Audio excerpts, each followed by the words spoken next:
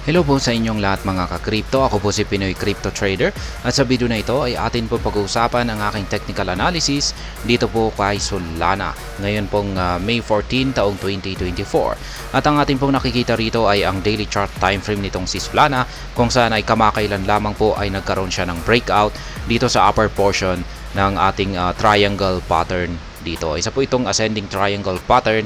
At mula nung nagkaroon ng breakout ito po ay nakakaranas ng consolidation or pagsa-sideways. At ayan, bago po tayo magpatuloy ay nais ko lamang po munang bigyang linaw ang aking disclaimer kung saan ang nilalaman po ng video na ito ay hindi po ito isang financial advice. For education and information purposes lamang po ang layunin nito. Maliban po dito ay nais ko na rin po magbigay babala na wala pong kahit anumang group chat ang Pinoy Crypto Trader. At ayan, check po muna natin ang kanyang performance dito kay market cap kung saan ay siya po ang top 5 dito sa ranking ng market cap.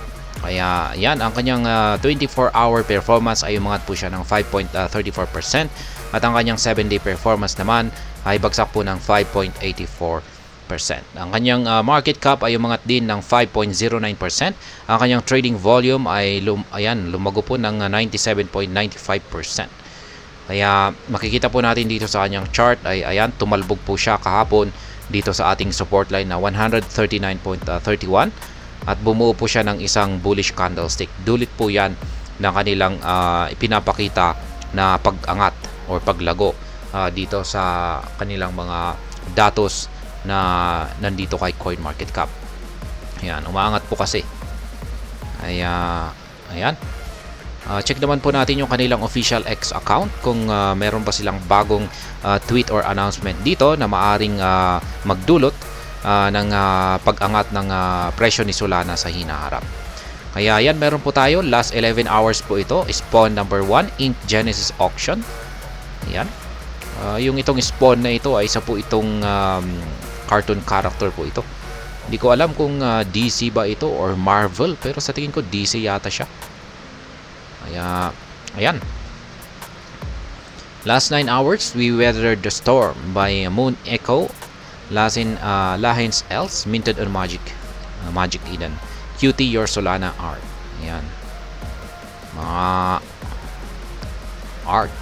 Squad validator is now live. Stake your soul with squads directly from the app. Ayan. Ito po ang isang matinding development nila rito. Yung squad validator nila ay live na po at pwede na pong mag-stake ng Solana dito directly sa kanilang app. Kaya ayan po yung mga kanilang latest na tweet dito. Ito po yung matindi, yung squad validator po na ito. Yan sa staking po ito. At balikan na po natin ang pagti-technical analysis dito kay Solana sa kanyang daily chart time frame na ito. Kaya tanggalin natin yan. Dulot po ng breakout na ito ay nananatili pa rin po yung aking price projection na aakyatin ni Solana ang pinakamataas na presyo na 201.19. Ito pa rin po yung pinaka price target natin dito dulot ng kanyang breakout na ito. Dahil dyan ay meron akong nakabang rito na isang take profit. Ito po yung pinaka take profit ko dito kay Solana. At meron din po rito sa 175.11 at dito po sa 158.48 ay na-trigger na po yung aking take profit nitong nakalipas na May 7. Kaya dahil dyan ay meron po akong nakaabang dito na isang buy pending order sa 139.31. Pero na-trigger po yan kahapon. Kaya ayan, nakapagbukas na po ako ng nakabili na po ako ng aking Solana kahapon dito sa presyong 139.31. Kaya dahil dyan ay handa po ako ulit na mag-take profit dito sa resistance line natin na 158.48. Kaya yan po yung mga bagong spot trading positions ko dito kay Solana. Kaya ayan, sa mga gustong gayahin po yung aking simpleng pamamaraan lamang sa pagtitrade dito kay Solana ay ayan po yung aking mga positions, mga spot trading positions dito kay Solana. Kaya ayan, gayahin lamang po ninyo. Nandyan naman po yung mga presyo. Lahat po ng mga kulay yellow dyan na arrow sign, ay yan po yung aking mga take profit or mga sell pending order. Yung mga kulay blue naman dito, ayan, ay yan naman po yung aking buy pending order. Yan yung mga katapat lamang ng mga presyo na yan. Syempre yung mga ito, yung mga nandito naman sa bandang ayan, yung mga may katapat na mga candlestick ay yung mga previous trades ko naman po ang mga ito. Na-trigger na po ang mga yan.